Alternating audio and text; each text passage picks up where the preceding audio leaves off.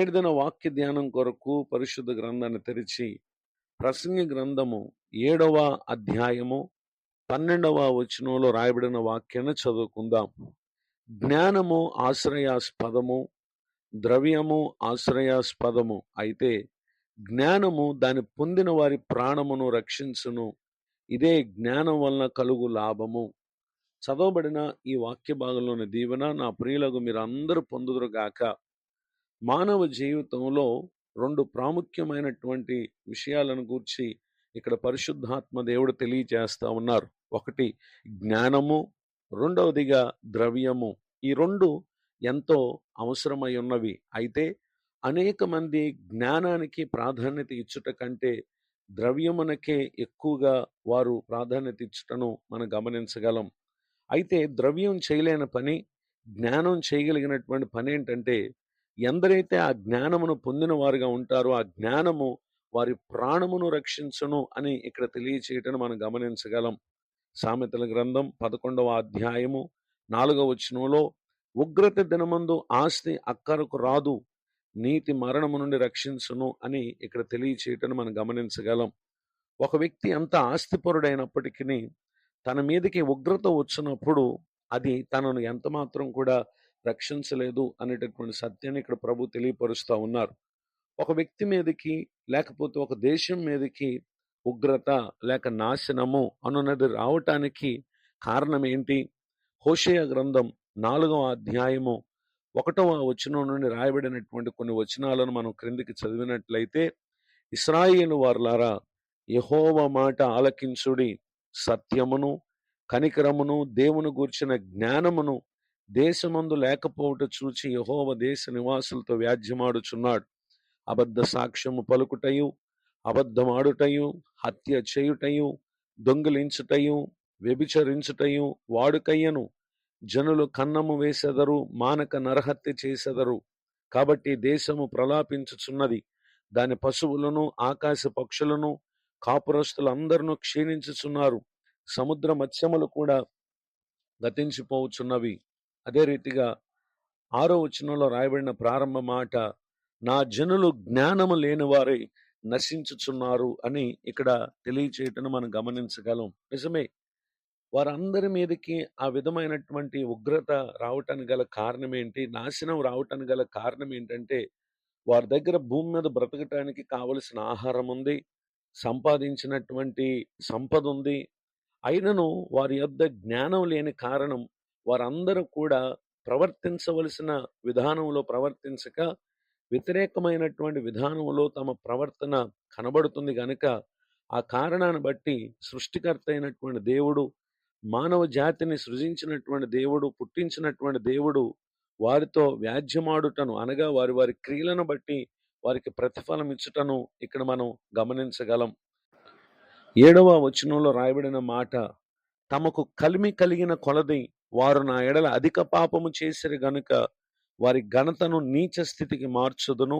8వ వచనంలో, నా జనుల పాపములను ఆహారముగా చేసుకుందురు గనుక జనులు మరి అధికముగా పాపము చేయవలనని వారు కోరుదురు అనేటటువంటి విషయాన్ని ఇక్కడ మనం చూస్తూ ఉన్నాం. 9వ వచనంలో రాయబడిన 2వ మాటలో, వారి ప్రవర్తనను బట్టి నేను వారిని శిక్షింతును, వారి క్రియలను బట్టి వారికి ప్రతీకారము చేతును అని ఇక్కడ ప్రభువారు మాట్లాడటం మనం గమనించగలం. ఈ మాటలు వింటున్నటువంటి నా ప్రియ సహోదరి సహోదరులు, తమ ప్రాణమునకు రక్షణ కలుగు చేయగలిగినటువంటి దేవుని గూర్చిన జ్ఞానం వారికి లేదు. కలిమి వారికి ఉన్నది కానీ తమ కలిమి విస్తరించినటువంటి కొలది వారు అధిక పాపం చేయటను ఇక్కడ మనం గమనించగలం.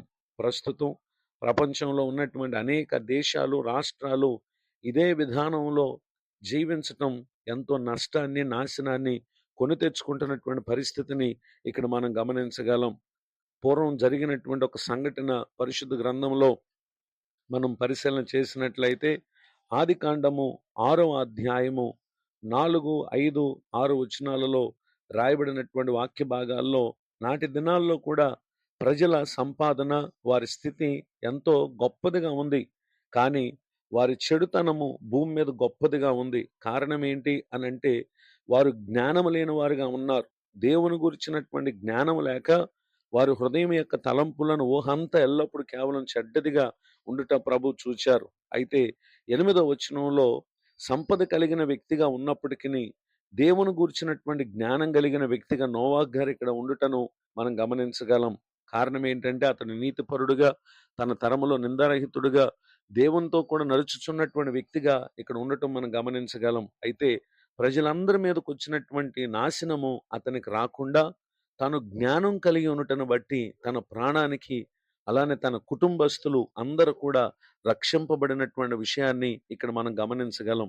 ఈ మాటలు వింటున్నటువంటి నా ప్రియ సహోదరి సహోదరులు, ఇహ సంబంధమైనటువంటి ప్రకృతి సంబంధమైనటువంటి జ్ఞానమును మనం కలిగి దానిని బట్టి ఒకవేళ దేవుని గురించినటువంటి జ్ఞానాన్ని నిర్లక్ష్యం చేస్తే మన ప్రాణాన్ని కాపాడగలిగినటువంటి దేవుని యొద్ద నుండి వచ్చు రక్షణ మన జీవితంలో మనం పొందలేం. గనుక ద్రవ్యము అవసరమే, జ్ఞానము అవసరమే. అయితే దేవుని గురించినటువంటి జ్ఞానం ఒక వ్యక్తి లేకపోతే తాను కలిగినటువంటి కలిమిని బట్టి అతడు మరింత పాపం చేస్తూ దేవుని దృష్టికి ఎంతో అవిధేయుడై దేవుని వలన లేకపోతే తన అవిధేయతల వలన కలుగు నష్టాన్ని పొందేటటువంటి వ్యక్తులుగా ఉంటారు. గనుక ఈ మాటలు వింటున్నటువంటి నా ప్రియ సహోదరి సహోదరులు, మీరు దేనిని కలిగి ఉన్నారో ఒక్కసారి మనల్ని మనం పరిశీలన చేసుకుని దేవుని గూర్చిన జ్ఞానం లేని ఇశ్రాయేలీయుల వలె కాక నేటి నుండి అయినా ప్రభువును గూర్చినటువంటి జ్ఞానం కలిగి ద్రవ్యమున్నా లేకపోయినా ప్రభువును కలిగినటువంటి జీవితాన్ని కలిగి ఉంటే ఇహమందు మేలు పొందుతాం. మన ఆత్మకు కలుగు రక్షణను కూడా మనం పొందగలుగుతాం. గనుక గొప్పవాడైన రక్షకుడైన యేసుక్రీస్తును కలిగినటువంటి జీవన విధానం మన ఆధ్యాత్మిక జీవితానికి ఈ లోకంలో ఎంతో అవసరం. గనుక ఈ దీవెనకు నా ప్రియులకు మీరందరూ పాత్రలు కావాలని కోరుతూ ఈ మాటలు ముగిస్తున్నాను. ప్రార్థన. కృపగలిగిన మా తండ్రి, మీకు వందనాలు. జ్ఞానము దాన్ని పొందిన వారికి ప్రాణమునకు రక్షణ కలుగు చేయనని నేడు మీరు మాతో మాట్లాడినందుకు మీకు స్తోత్రాలు. విన్న వాక్య ప్రకారం ప్రవర్తించి మా ప్రియులు మేలు పొందుదురుగాక. దైవజనులను, వారి కుటుంబాన్ని, సేవా పరిచయం దీవించండి. కృంగిన వారిని, దుఃఖితులను లేవనెత్తండి. మరి యొక్క నూతన సంవత్సర దయాకిరీటాన్ని పొందిన మా ప్రియులు మీ వలన కలుగు జ్ఞానమును పొంది ఈ లోకంలో మీ మహిమ కొరకు వారు జీవించడానికి సహాయం చేయండి. ఎందరైతే పలు అక్కర్లో ఉన్నారో వారి ప్రతి అవసరం తండ్రి మీరు తీర్చమని మిమ్మల్ని వేడుకుంటూ యేసుక్రీస్తు నామములో ప్రార్థిస్తున్నాను తండ్రి. ఆమేన్. తండ్రి, కుమార, పరిశుద్ధాత్మ దేవుడు తోడే నడిపించును గాక. ఆమేన్.